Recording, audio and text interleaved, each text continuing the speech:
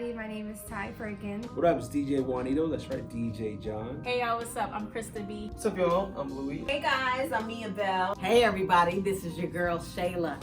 And of course you know that I am the president of the magnanimous fan club of Michael Jackson.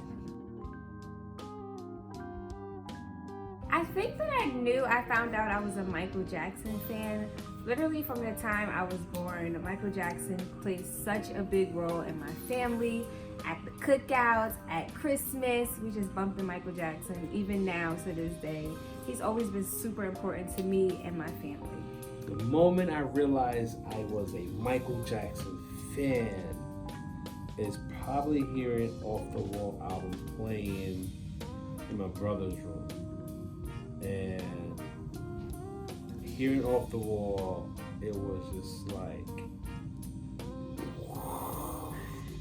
the production, the emotion. I knew I was feeling something emotional in my body when I felt it. Like I felt what Mike was saying, singing, and everything in that piece of work. I felt it. The moment I found out I was a Michael Jackson fan, I had to thank my father. My father will always come over to my grandmother's house and we would always watch Moonwalker and American Dream, the Jackson 5 story. It got to the point where I thought that my daddy had a connection with the cable company to make sure those two movies played back to back every time he was over at my grandma's house. And that was just our thing, just watching all the Michael Jackson videos and movies, and Moonwalker definitely solidified me being a Michael Jackson fan. Right On magazine, my neighbor had a subscription because I couldn't afford it. I was too young, I think it was about 10.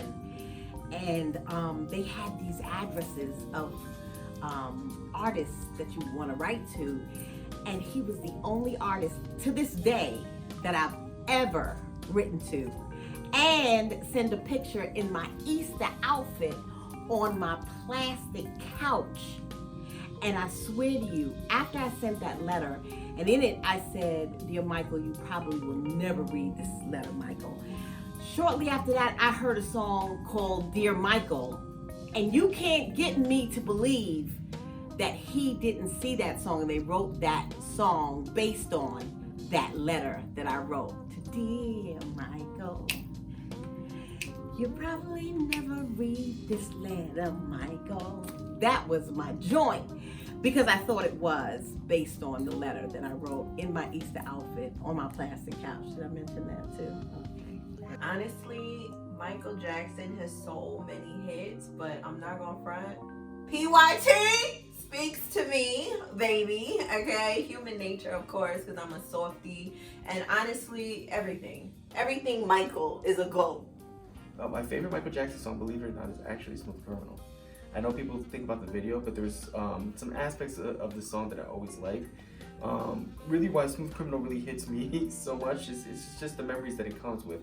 Me practicing the dance moves, even when I played like Moonwalker or watched Moonwalker the movie, but there's the Moonwalker video game, I think I sent Sega Genesis as well, and just listening to the music and just, it was the way that just the music was, at least definitely on the Moonwalker version. Rather than the video version or the official single version, I actually like the Moonwalker version a little more, and just the way the music played in the background and going along with the dances, I always love that song. If you're talking Jackson 5, then it's Who's Loving You. If you're talking about the Jacksons, then you're talking about That's What You Get for Being Polite. That's what you get for being polite. Okay, but if you're talking Michael Jackson, it's just too much. It's too much. It's gonna make me stress right now. I'd have to give you several. One would be Liberian Girl. That's one of my favorites. She's out of my life. I don't know, maybe because I just felt a kinship to him, especially he sounded like he was crying at the end. It breaks my heart to hear Michael cry. And Billie Jean, just classic Michael.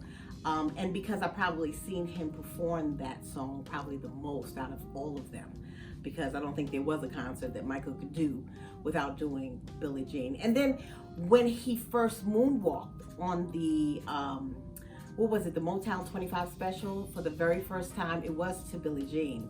So that song captured my heart because there was so much that I connect to that one song.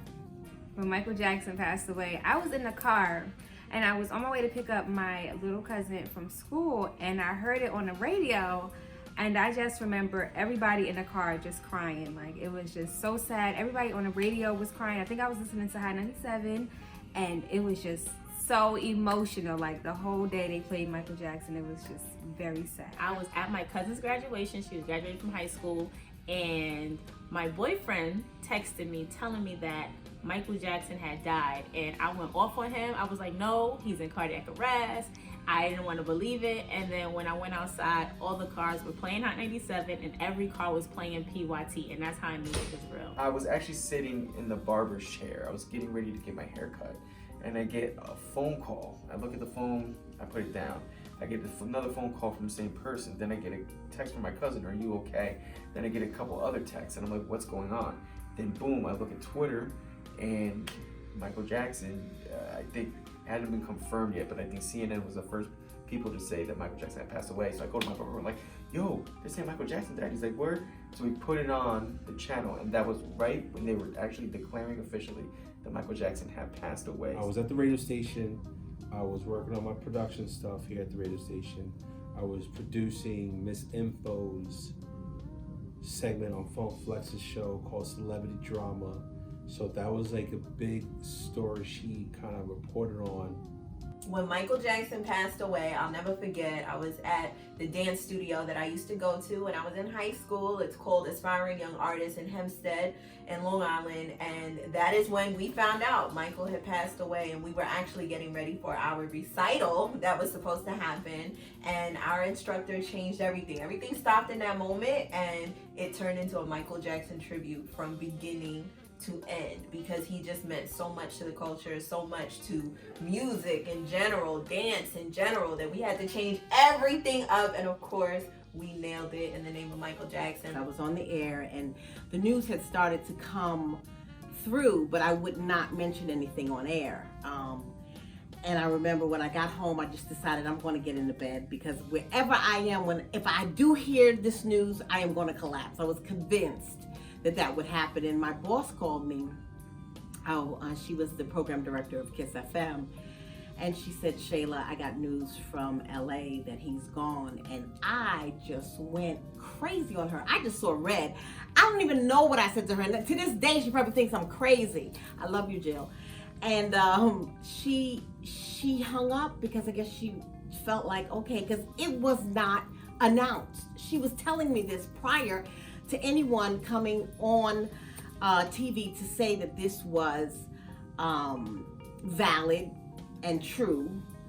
And it wasn't until Jermaine Jackson came on and he made the announcement that I just fell apart. I felt like an integral part of my growing up was gone.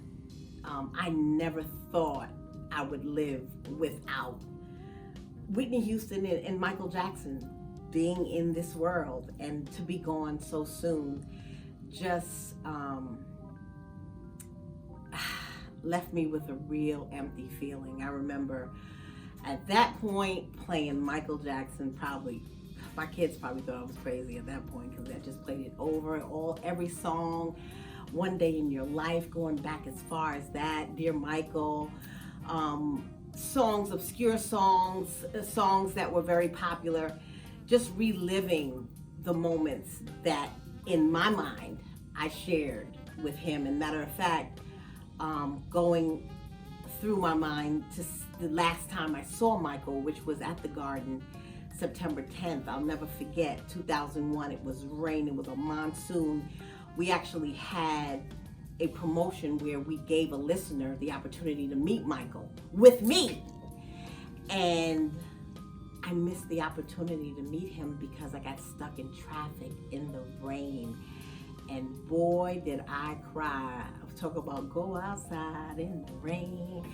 I was crying. And years later, the winner did call me and tell me about the whole experience. And she was saying how they were standing there waiting for me to come, and I just never showed. And that whole concert got morphed by what happened the next day. 9/11 happened the next day, so we never got to talk about it and celebrate the fact that Michael was at the Garden for the first time in so many years, and he had also reunited with the Jacksons that night, so all of that was morphed by what happened after that, but not in my mind because I carry it with me. And I had the pleasure of speaking to Jackie Jackson and Tito Jackson and reliving that concert on that particular night with them. So it kind of was a little something to help heal the wound. I'm still wounded, as you can tell, and I look forward to the MJ the musical because I'll probably go see that about a good 2 million times. Because I am the magnanimous president of the Michael Jackson fan club.